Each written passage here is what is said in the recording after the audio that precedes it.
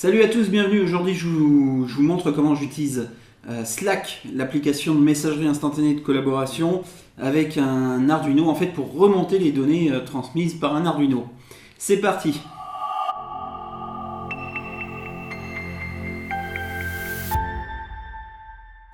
Donc l'idée est super simple.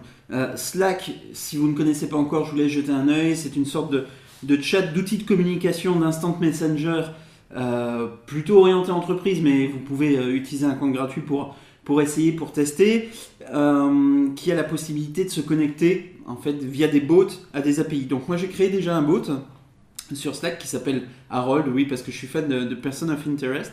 Et ce que je voudrais faire aujourd'hui, c'est simplement grâce à un capteur infrarouge que j'ai acheté pour quelques euros, hein, ça vaut très peu cher, et une Arduino, faire remonter tout ça dans Slack et être alerté quand il y a un mouvement qui est détecté. Comme je n'ai pas d'Arduino, comme j'ai une Arduino Uno en tout cas, et que j'ai pas d'Arduino Yun ou de Shield qui me permettent de brancher l'Arduino directement en RJ45 sur notre... pour se connecter au net en tout cas, on va utiliser un ordinateur Python et on va utiliser une communication série simplement entre l'Arduino, l'ordinateur, et on utilisera un script Python pour remonter tout ça vers l'API de Slack et être alerté du mouvement sur le smartphone. Donc la première étape à faire, je vais essayer de vous montrer ici, simplement relier. Voilà, simplement relier, je vérifiais que ça tournait bien, mais simplement relier notre capteur infrarouge à notre Arduino. Pour ce faire, c'est très simple, vous voyez que c'est 3 fils, le 5 volts, l'arrivée 5 volts, le ground, alors le 5 volts, on va le mettre sur le 5 volts, le ground, idem, et le fil de data qui va nous transmettre l'information du capteur de mouvement. Voilà, sur le pin 7, on pourrait choisir un autre pin, mais par défaut, j'ai suivi un sketch qui utilise le pin 7. Une fois que c'est fait, on branche simplement notre Arduino à l'ordi.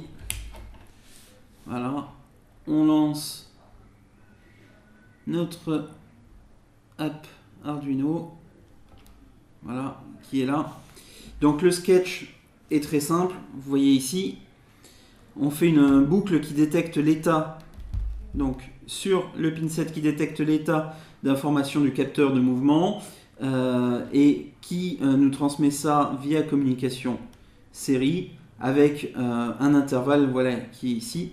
En gros, dès qu'il capte un mouvement, il nous envoie le message movement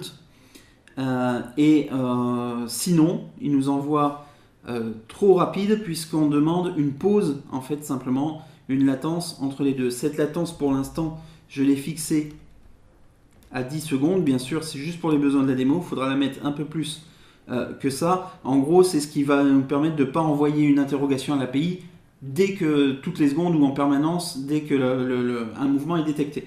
Donc là, on remonte au maximum un mouvement toutes les 10 secondes.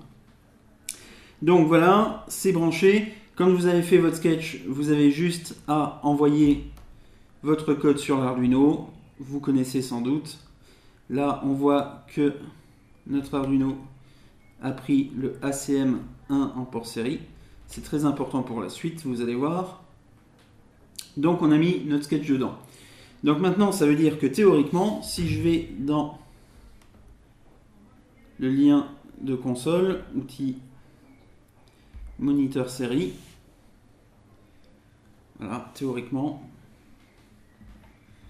vous voyez sur l'écran, too soon, il détecte les mouvements. Alors je vais arrêter de bouger, on va attendre 10 secondes.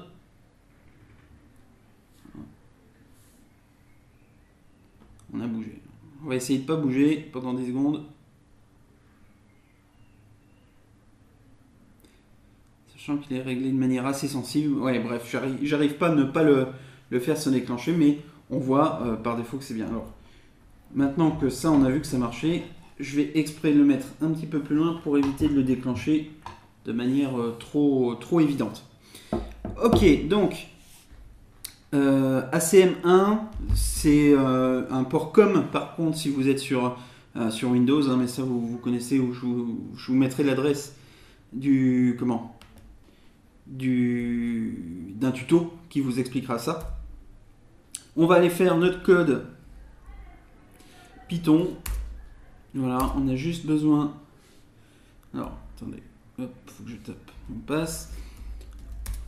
On a besoin de quoi maintenant? On a besoin de faire un code qui va lire l'information série, qui va se connecter à l'API de Slack. Alors pour se connecter à l'API de Slack, quand vous avez créé votre compte Slack, vous avez créé un bot pour votre compte Slack, vous avez une clé, un token d'API qui va vous permettre d'autoriser la communication vers l'API de Slack. Donc on a un script très simple. Alors voilà, je vous montre qu'une partie du script, mais je vous donnerai le code.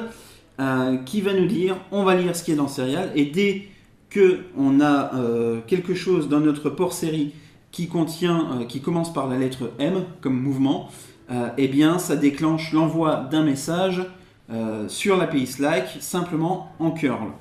Donc j'ai juste besoin de renseigner ici dans mon code l'adresse du port série de l'Arduino qui est branché. On a dit tout à l'heure ACM1. Voilà, on enregistre le code. Et maintenant donc, ce qu'on va faire, c'est qu'on va simplement lancer notre code Python, s'assurer que ça détecte bien, et si ça détecte bien, et ben dans notre Slack, voilà, alors, vous voyez que j'ai fait quelques tests avant, on devrait avoir un message ici. OK thanks, voilà, ce qui est mon dernier en date, d'accord. Si maintenant je lance mon code move Slack que j'ai appelé, alors pardon, je fais une petite erreur là, voilà. Je le lance ici,